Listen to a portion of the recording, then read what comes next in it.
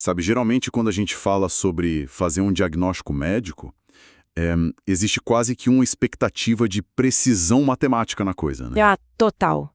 É uma ciência exata e muito visual. Exato. Tipo, alguém cai, sente uma dor terrível no braço, aí vai pro hospital. E entra naquela sala fria de raio-x, Uhum, o clássico cenário. você ouve o zumbido da máquina, e minutos depois, o médico de jaleco coloca a chapa contra a luz, ele aponta para aquela linha branca irregular no osso e diz: aí está a fratura.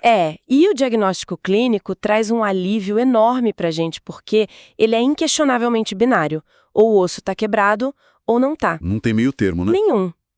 Nós, como humanos, a gente anseia por esse tipo de clareza. Nós adoramos quando os problemas são visíveis, palpáveis. Que podem ser colocados em caixinhas organizadas. Exato. Isso resolvidos com um protocolo super direto. Exatamente. Mas aí é que as coisas complicam. A gente sai da clínica médica e entra no mundo corporativo. Mas especificamente nas dinâmicas de equipe e de trabalho remoto, que é o nosso tema central de hoje.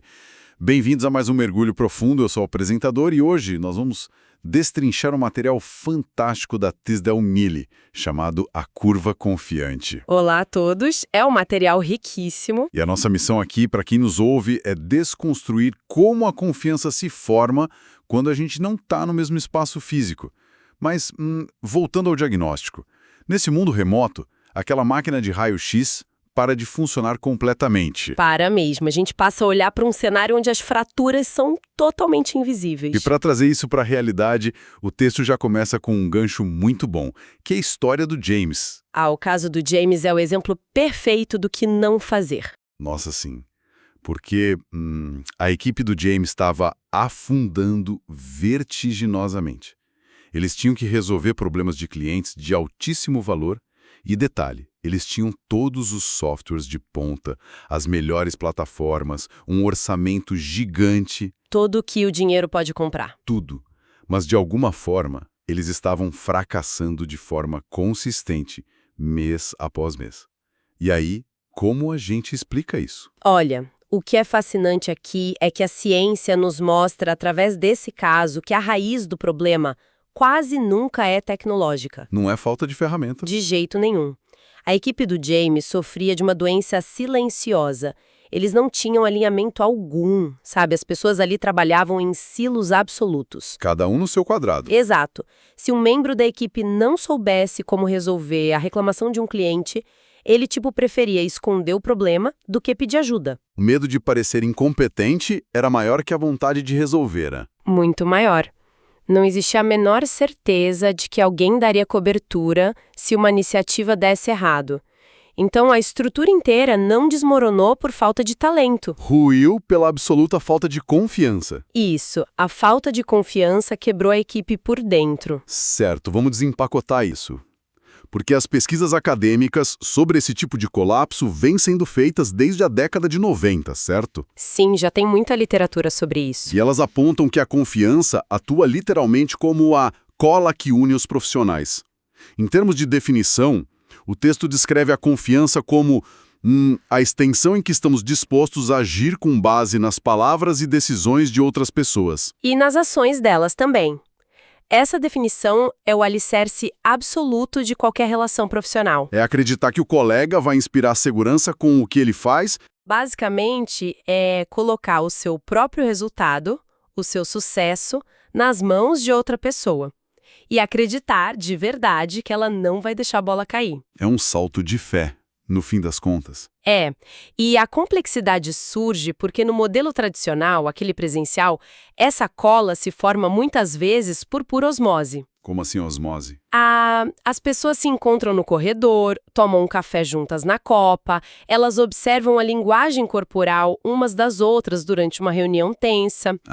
Entendi. Aquelas leituras de ambiente. Exatamente. O cérebro humano é uma máquina feita para captar milhares de microexpressões diariamente. E é essa leitura invisível que ajuda a construir o sentimento de segurança. E é aí que está o grande dilema de quem trabalha no modelo remoto ou híbrido.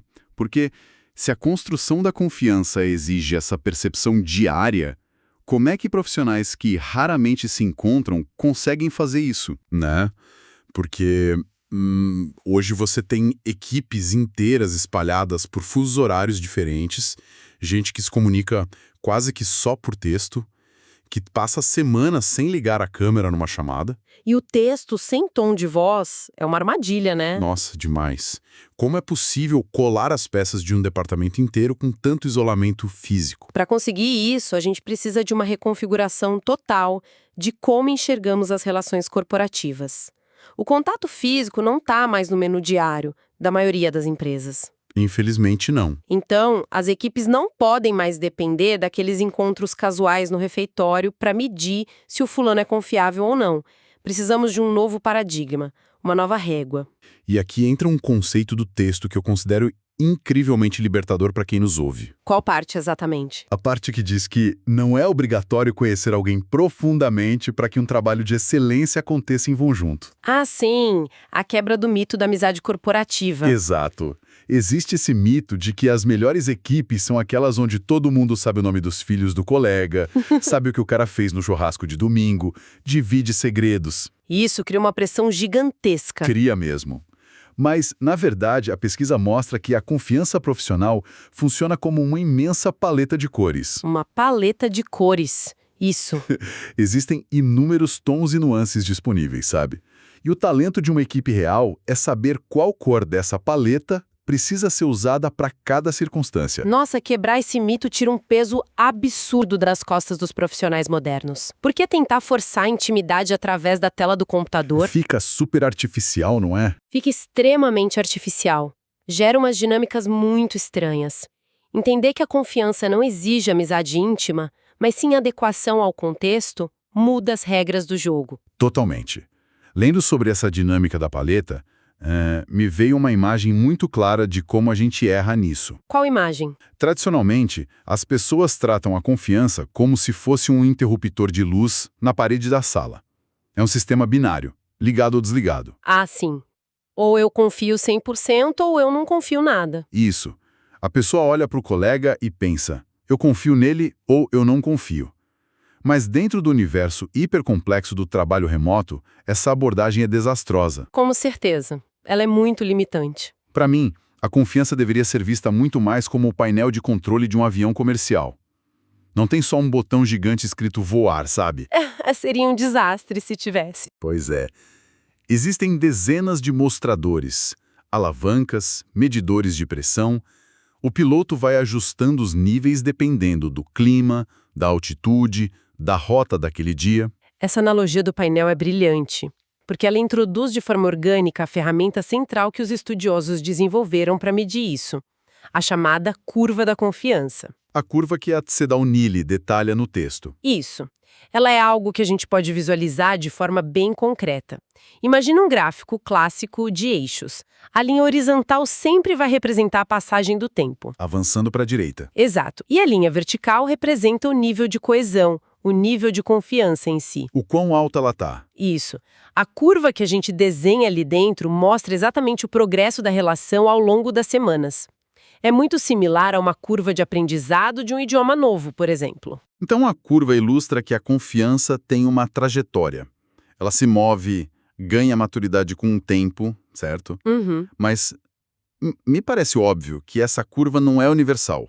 Porque se fosse igual para todo mundo, todas as empresas chegariam no pico da colaboração no mesmo prazo. Sem dúvida. A inclinação dessa curva, ou seja, se ela sobe bem devagarzinho como uma tartaruga ou se dispara como foguete, é ditada quase inteiramente pela categoria de confiança que você está acionando no painel. Ah, então voltamos aos botões do avião. Exato. E os estudos dividem essa necessidade em duas grandes avenidas. Entender como navegar e alternar entre essas duas categorias é literalmente o que separa as equipes remotas de sucesso daquelas que entram em colapso. Como a equipe do James lá do começo. Exatamente como a equipe do James. Bom, vamos mergulhar na primeira grande categoria, então. A literatura chama de confiança emocional. A famosa confiança baseada no relacionamento. Isso. Pela descrição, essa é a versão clássica que a maioria de nós cresceu achando que era o padrão ouro. Ela é baseada na crença genuína de que os colegas se importam uns com os outros como seres humanos. É o lado humano falando mais alto. Tem uma preocupação que transcende a planilha, a meta do trimestre, é o terreno puro do afeto e do cuidado. É. E a marca registrada dessa confiança emocional no nosso gráfico hipotético é a lentidão extrema dela. O ritmo inicial é quase parando. Bem devagar mesmo. No primeiro dia com um colega novo, essa curva começa muito achatada lá no chão.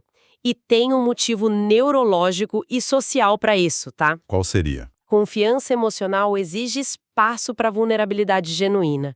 É ter aquela segurança psicológica para você ligar para um colega na quinta à tarde e falar: olha, eu não faço ideia de como resolver esse código, ou minha família está passando por um problema gigante e eu não consigo focar hoje. Nossa, é verdade.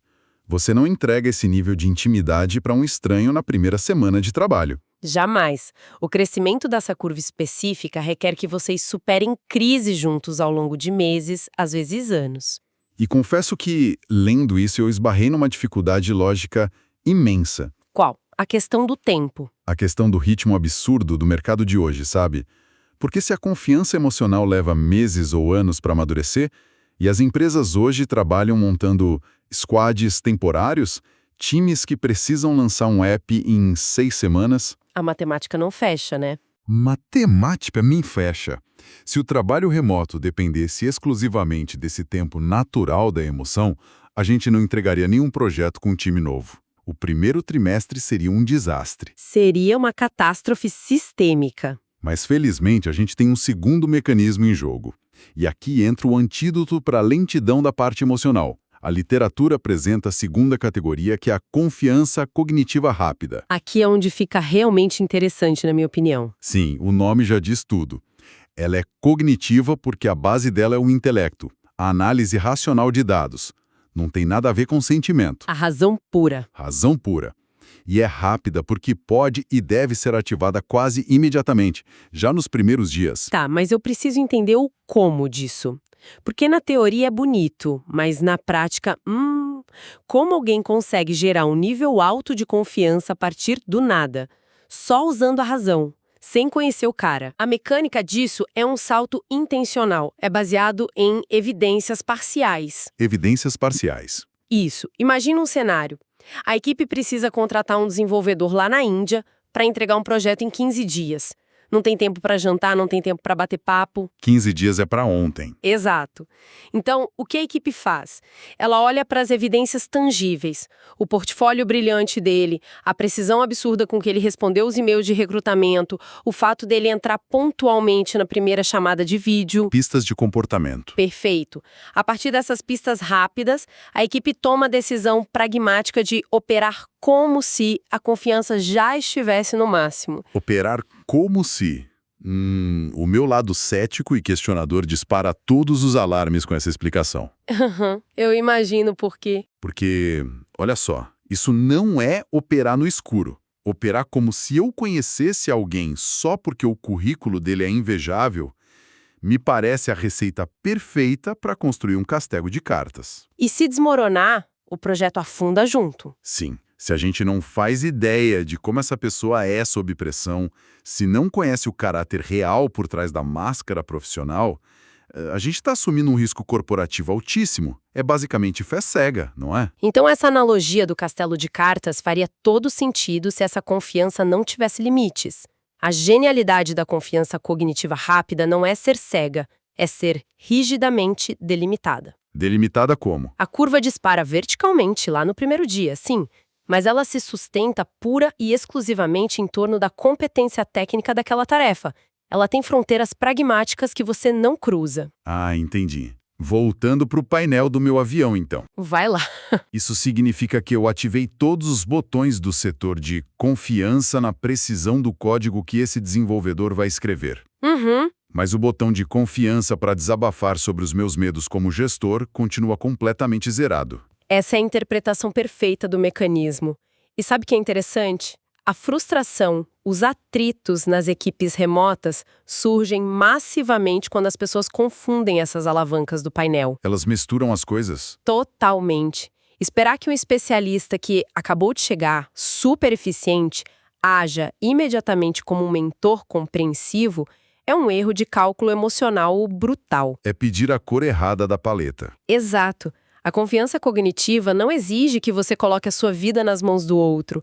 Ela só demanda a certeza de que o relatório financeiro vai estar na sua caixa de entrada amanhã, às 9 em ponto, sem erros. E enquanto essa excelência for mantida, a curva continua lá no alto. Fica lá no topo, garantindo que o projeto rode. E aí, em segundo plano, a passos muito mais lentos, a confiança emocional pode começar a brotar com o passar das semanas. Isso nos traz para uma reflexão crítica sobre como a gente valoriza essas interações. Porque eu sinto que, culturalmente, a gente colocou a confiança emocional num pedestal. Existe uma visão muito romantizada dela, né? Demais. Como se fosse a forma suprema de trabalho em equipe, enquanto a confiança cognitiva é vista como algo meio frio, transacional, mecânico. Como se fosse menos digna. Mas uma das maiores quebras de paradigma do texto é deixar muito claro que não existe hierarquia de valor entre elas. Nenhuma é superior à outra. Nenhuma. É um mito completo. Pensa assim, se o seu objetivo é negociar uma fusão complexa de madrugada com parceiros na Ásia, a única ferramenta que vai segurar as pontas é a confiança cognitiva inabalável. Porque não tem como você criar intimidade numa hora dessas. Exato. O tempo importa, mas os motivos, o porquê a gente decide confiar em alguém num instante específico, moldam a forma dessa curva. O problema real não é valorizar uma mais que a outra. Qual o problema real, então? O problema é acreditar que depois que você atinge o nível alto de coesão, a missão está cumprida e você pode arquivar o assunto. Então, o que tudo isso significa na prática? Porque isso soa como a armadilha letal da manutenção automática, né? Achar que fez a fundação e agora o time vai rodar no piloto automático para sempre. Essa é a armadilha que derruba a maioria dos líderes remotos. O material da Tseda O'Neil e de outros especialistas é contundente ao mostrar que a confiança não é um troféu inerte na prateleira. Ela é viva. É um organismo vivo, dinâmico. Ela precisa de investimento constante para ser mantida. E isso nos leva à parte mais urgente do universo remoto, na minha opinião, o reparo. Porque a confiança se quebra, e se quebra o tempo todo. O tempo todo. E o que a gente precisa desvendar agora é como consertar isso através de uma tela de computador. Nossa, e o texto entra muito nisso. O reparo remoto deve ser o ponto mais difícil de todos. Se conectarmos isso ao cenário maior, o conceito de reparação remota é possivelmente o aspecto mais subestimado pelos gestores hoje. Como assim? Pensa no ambiente presencial. O reparo orgânico acontece sem manual. Você dá uma resposta meio atravessada numa reunião. E minutos depois você viu o colega na copa com olheiras de exaustão. Isso. E o contexto amortece tudo. Você pede desculpas informais, dá uma risada, toma um café e tá resolvido. O espaço físico ajuda a curar. Mas no trabalho remoto, a gente sofre de um fenômeno psicológico muito cruel chamado erro fundamental de atribuição. Opa, pausa. Como isso funciona e como afeta o que a gente está discutindo? No isolamento, o cérebro humano odeia o vácuo de informação. Então ele tende a preencher os vazios assumindo sempre o pior cenário possível. Certo. Se a gente está no escritório e a pessoa não responde, a gente vê que ela está ocupada numa ligação, né? Mas no remoto, se alguém demora 3 horas para responder o chat, a gente não assume que o Wi-Fi caiu. O nosso instinto é assumir desleixo, descaso ou incompetência pura. É impressionante como a gente vai para o lado sombrio logo de cara, né? Imediatamente. Uma simples mensagem lida e não respondida vira uma fratura gigantesca na confiança cognitiva rápida. O silêncio no mundo digital é uma fábrica de monstros. Nossa, essa frase é forte. O silêncio é uma fábrica de monstros. E isso, com certeza, exige um roteiro de ação bem claro para arrumar. Totalmente intencional. Vamos criar um cenário prático aqui para quem nos ouve entender o como. Digamos que eu atrasei feio a entrega de uma etapa crucial do projeto. E nem avisei antes. Erro crasso. Erro grave. Eu danifiquei seriamente a confiança cognitiva rápida que o meu time depositava em mim. Eles agora duvidam da minha competência. Como eu faço a cirurgia de reparação estando a quilômetros de distância? A ciência do comportamento dita passos rigorosos, já que a gente não tem a linguagem corporal para aliviar a tensão. O primeiro passo mecânico é a transparência radical, muito além do que você faria presencialmente. Ocultar no remoto é fatal, né? A omissão multiplica o dano por 10. Você tem que agendar uma chamada de vídeo, olhar para a câmera e declarar a falha com todas as letras. Dizer com clareza, eu errei. Sim, e articular que você compreende perfeitamente o impacto logístico que o seu atraso causou no cronograma de todo mundo. Validar a frustração deles. Entendi. E o segundo passo eu imagino que seja substituir a desculpa por alguma ação tangível. Precisamente. Você precisa gerar uma vitória rápida e inquestionável. Lembra que a confiança cognitiva se baseia na razão e nas evidências. Sim, ela é fria e focada na tarefa. Então a fratura dela só consolida de novo com novas evidências de alta competência.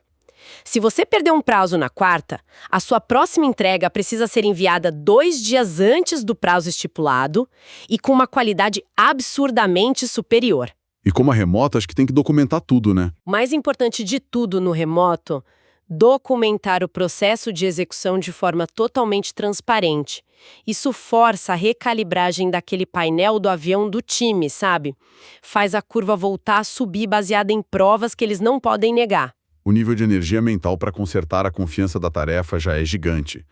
Mas, o que acontece se o dano for lá no território da confiança emocional? O famoso cenário da facada nas costas. Exato. Imagina um colega que leva o crédito sozinho pelo trabalho de meses de outra pessoa numa apresentação online com a diretoria. A complexidade do reparo aí se multiplica por 1000. Consertar a confiança emocional remotamente exige que você abandone as ferramentas de produtividade. Não adianta mandar uma planilha bonita. Não se conserta uma traição enviando um relatório perfeito, por melhor que ele seja. Isso vai exigir conversas muito longas em vídeo, onde o foco exclusivo é o atrito interpessoal. Você tem que expor a ferida. Tem que expor. Exige admissão de falha moral, de falha de caráter mesmo, e o pior, pode exigir meses ou até anos de um comportamento super consistente para provar que a sua bússola de valores voltou a funcionar. É um trabalho de formiguinha. E vou te falar uma coisa dura que os estudos sugerem. Em muitos casos severos de quebra emocional virtual, a relação simplesmente nunca retorna para a marca inicial da curva. Ela fica permanentemente danificada. Caramba. Isso mostra por que a gente não pode agir como passageiro desatento do nosso próprio voo corporativo. É um voo que você tem que pilotar todo dia. Se a gente pensar de novo na equipe do James, o diagnóstico trágico deles foi pura e simples inércia. Sentaram em cima do problema e esperaram. Eles se esconderam atrás dos e-mails, acreditando que ter o mesmo logo da empresa na assinatura de e-mail garantiria uma colaboração profunda. Um pensamento mágico. Mágico e ingênuo. Não investiram um único minuto para ativar de forma intencional a confiança cognitiva rápida, muito menos a emocional. O colapso do James foi essa crença na manutenção automática, que é um luxo que o trabalho distribuído não perdoa de jeito nenhum.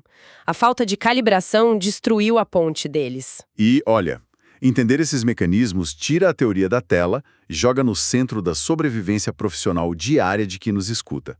É muito produtivo fazer uma pausa e promover uma reflexão silenciosa e honesta sobre o seu próprio ambiente de trabalho hoje. Sim, eu adoro esse exercício prático. Um exercício valioso que o próprio material estimula é mapear mentalmente o seu ecossistema, sabe?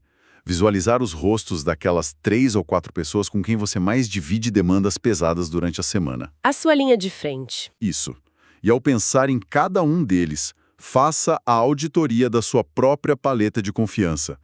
Qual cor predomina ali na relação de vocês? É uma ótima pergunta para se fazer no espelho. É uma relação estritamente focada na confiança cognitiva rápida, onde vocês só sustentam a coisa através de prazos cumpridos rigorosamente.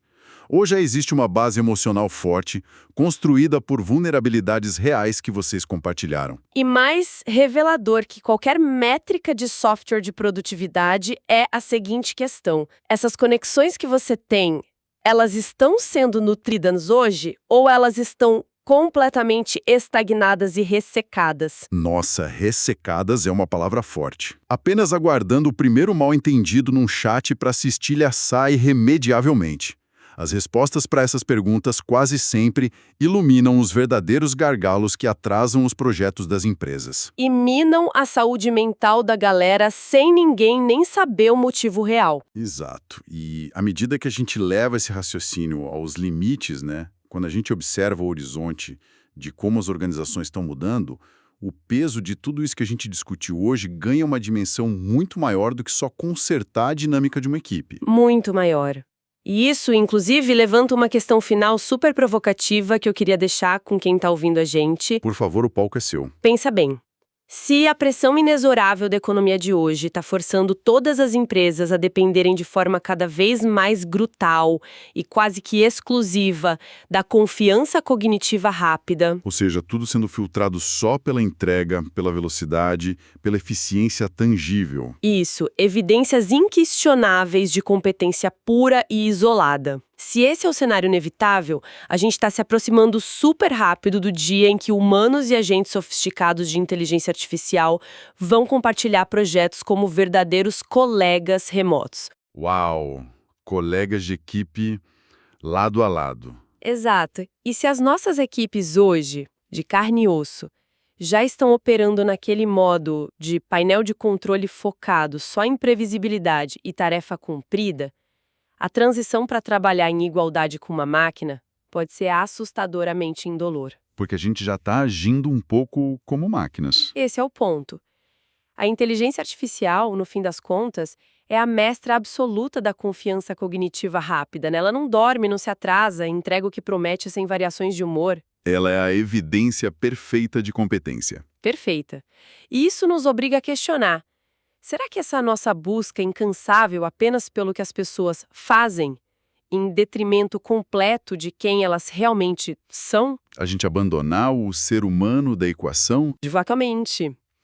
Será que isso não está só fragilizando as equipes do presente, mas a longo prazo, correndo o risco de extinguir de vez a necessidade estrutural e a própria sobrevivência da confiança emocional no futuro do trabalho? Caramba! Isso dá uma reviravolta completa na nossa visão do trabalho moderno. Se a gente não cultivar a empatia e a emoção agora, talvez amanhã a gente não tenha mais espaço para elas, porque as métricas frias já tomaram conta. É um pensamento que não me sai da cabeça ultimamente. A gente não pode perder a nossa humanidade para ganhar em produtividade. Uma reflexão sensacional para a gente encerrar esse mergulho profundo. Quero agradecer muito a nossa especialista por destrinchar toda essa ciência de uma forma tão clara e reveladora. Imagina, eu que agradeço o espaço, foi uma conversa deliciosa e espero que tenha acendido umas luzinhas aí no painel de controle de todo mundo. Com certeza acendeu. E muito obrigado a você que nos acompanhou até aqui. Lembre-se de checar as suas cores na paleta de confiança amanhã no trabalho. Até o nosso próximo mergulho profundo.